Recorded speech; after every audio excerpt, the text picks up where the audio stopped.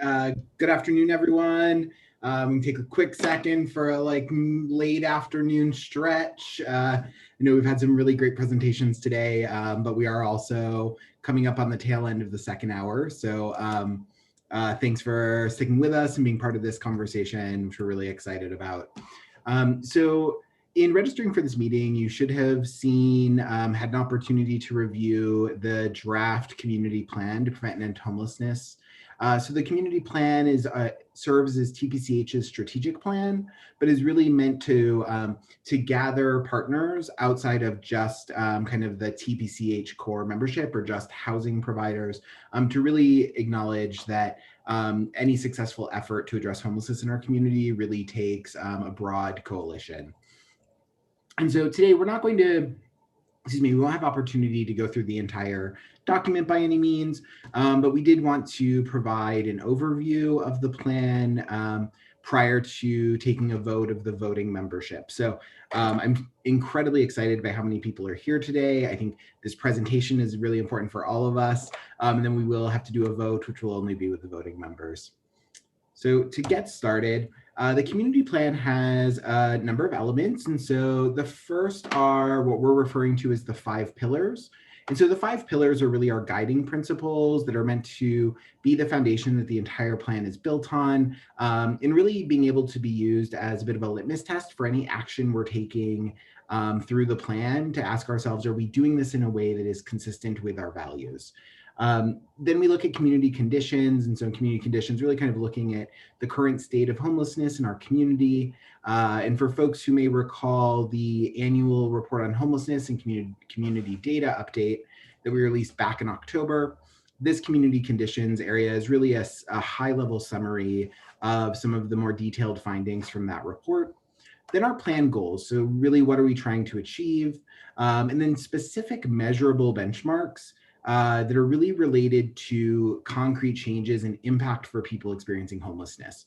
So what we didn't want to do was write a plan that had goals that were process goals, and so we could check off a list of activities and say, there, our work is done, without knowing if that work actually impacted people experiencing homelessness. And so, so this plan is really built around these measurable performance-based system outcomes. So it's important here whenever we talk about performance through this presentation, we're talking about our performance as a community, not any individual's project performance. Then we look at cross-cutting system improvements. So things that may not be specific strategies, but are really opportunities across all of our strategies to improve. And then some specific strategies and action plan. So really, what are we going to do over the next 4 years? And then plan accountability and updates, where we really said the board is responsible for maintaining the ongoing progress of the plan. We'll every 18 months, we'll review and complete an update to the plan based on what we know at that time about homelessness. You know, I think, and many of you in your own organizations are go through strategic planning processes all the time. And, you know, there's always that risk of we write a 3 to 5 year plan, but we don't know what the world looks like, you know, in a year. And I think this past year has proven that to us more than anything, right? Like if we'd written a strategic plan 1.5 years ago, none of it is what we would have done over the last year because we were faced with something so entirely different. So, so this plan really is meant to be a living, breathing document that we use and evolve over the next couple of years to shape our work. So before we jump into those elements, I do also just want to take a moment for some acknowledgements. So the process that we use to come to this plan, we conducted a series of community input opportunities. So there was a community input survey that was released very broadly. We also held a series of 4 community planning forums during the month of December.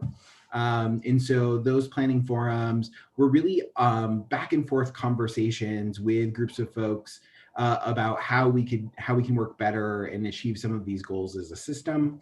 And then we took a look at that plus our existing community data, and then planning input in documents that have been compiled by the city and the county over the last 1.5 years or so. So many folks may remember now nearly 2 years ago, the city and the county were going through the joint consolidated planning process, which is that HUD master plan created for communities. It's a 5-year plan that talks about how HUD dollars will be used in the community. And so during that planning process, the city and the county hosted a series of 5 community input sessions for homeless, specifically around homeless service providers, really looking at how we better address homelessness in our community.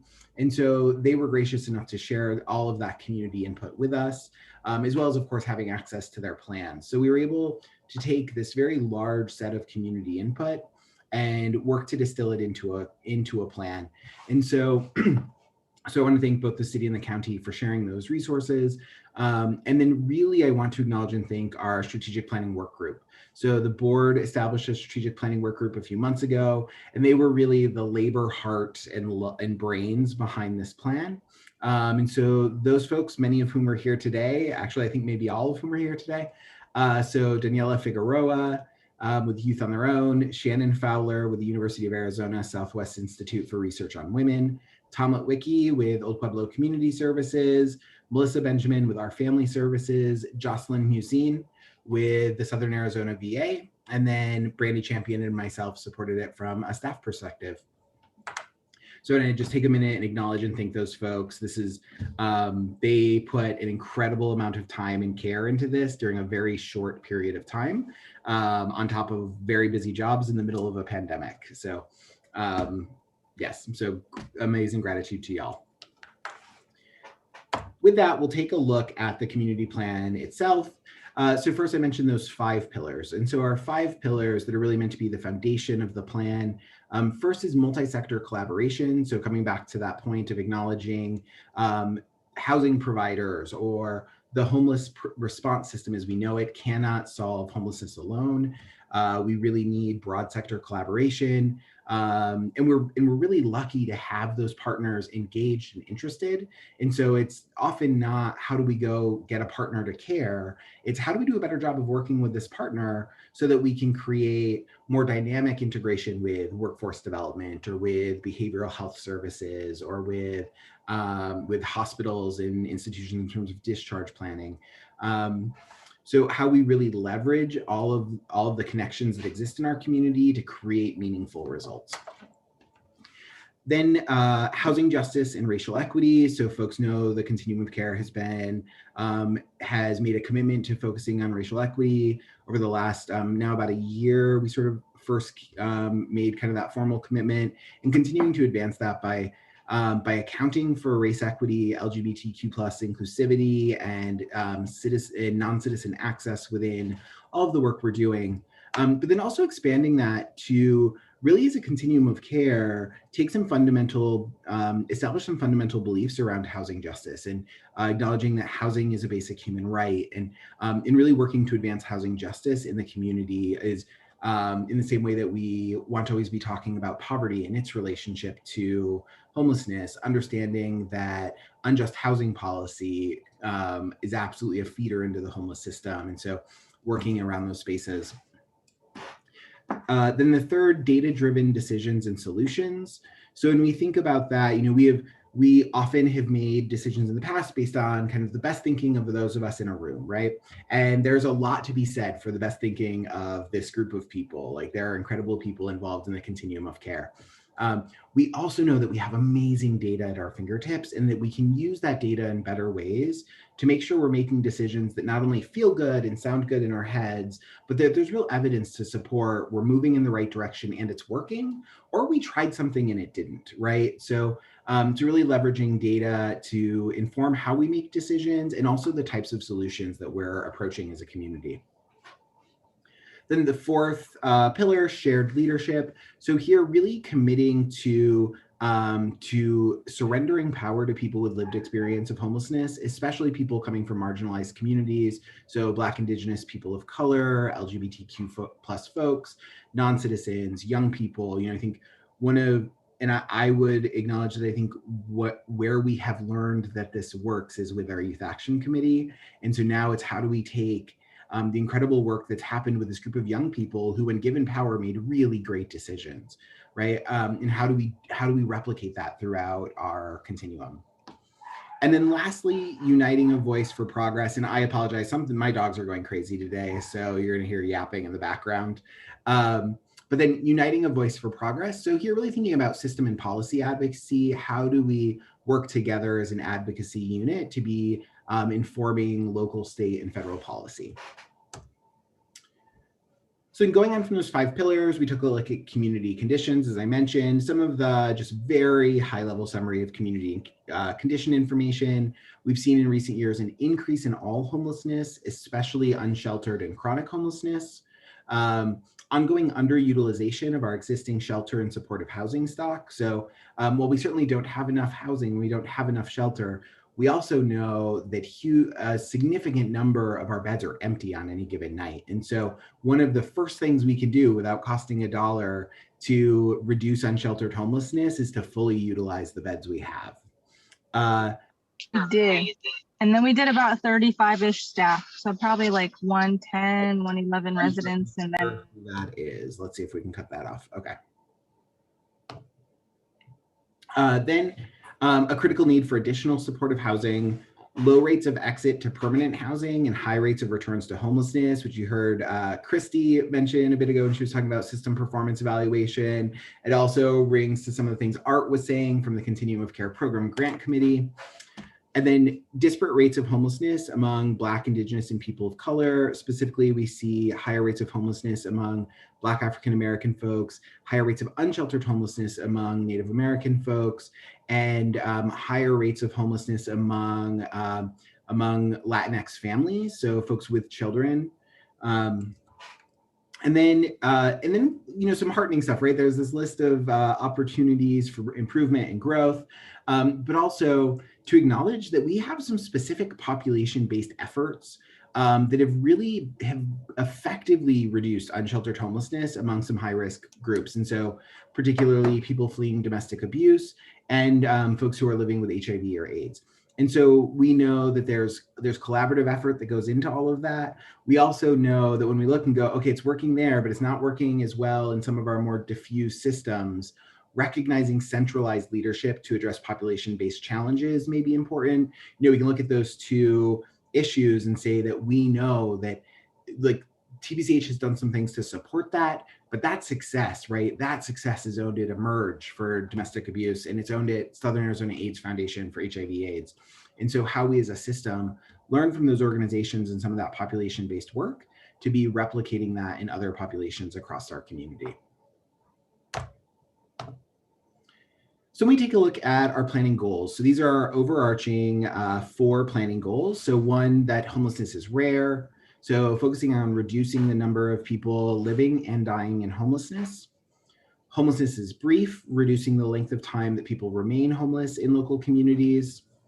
Homelessness is one time, promoting long-term stability and ending episodic homelessness. So episodic homelessness meaning folks who experience homelessness and then move into stable or permanent housing, but then experience homelessness again.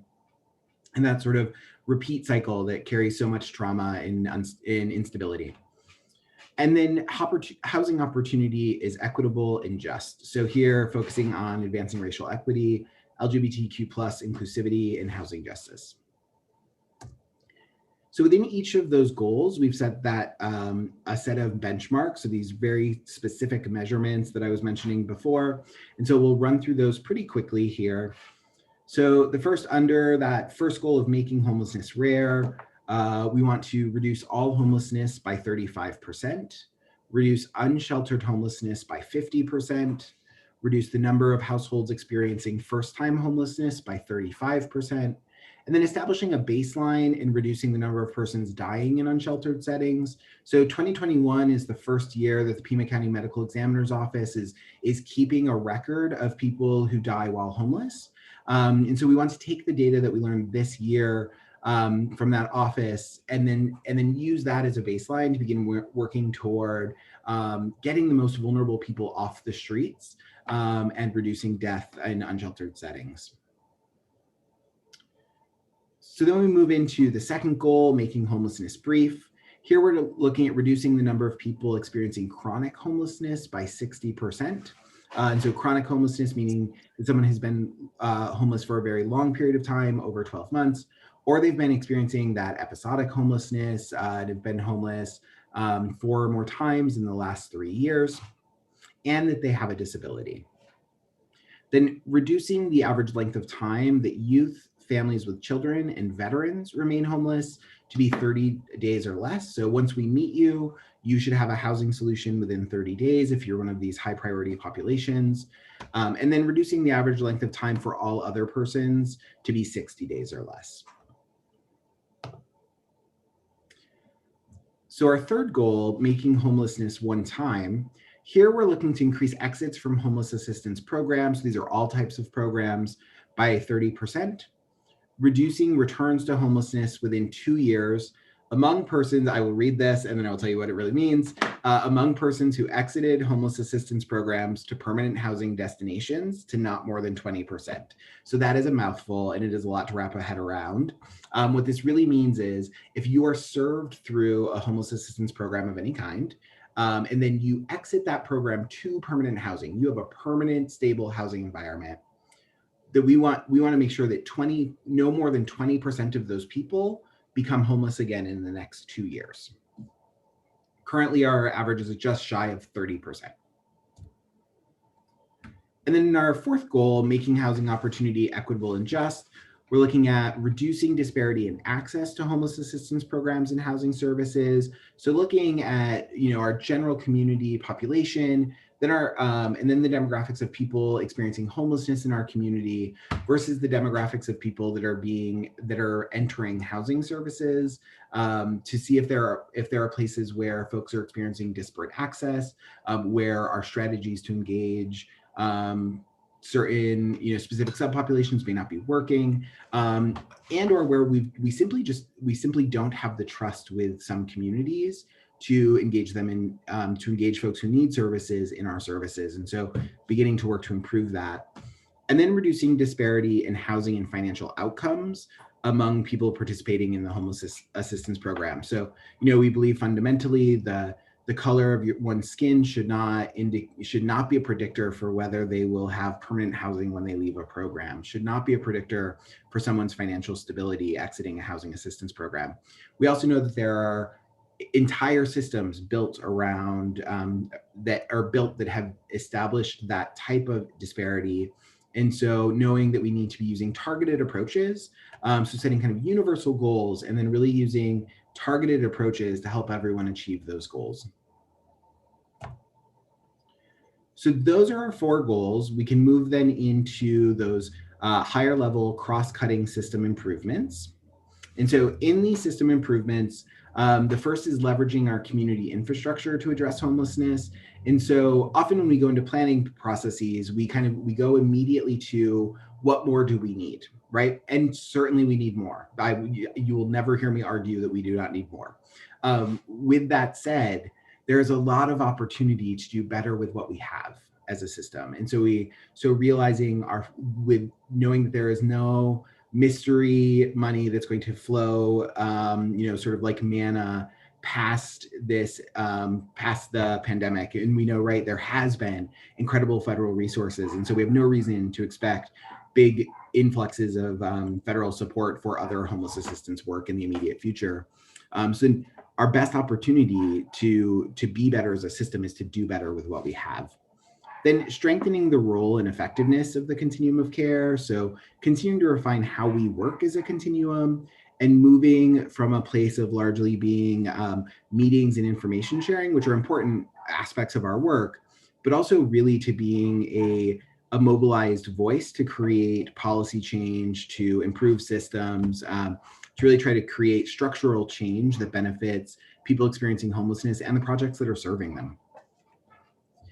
Strengthening multi-sector partnerships, this comes up throughout. So again, really building those partnerships across systems that can support folks.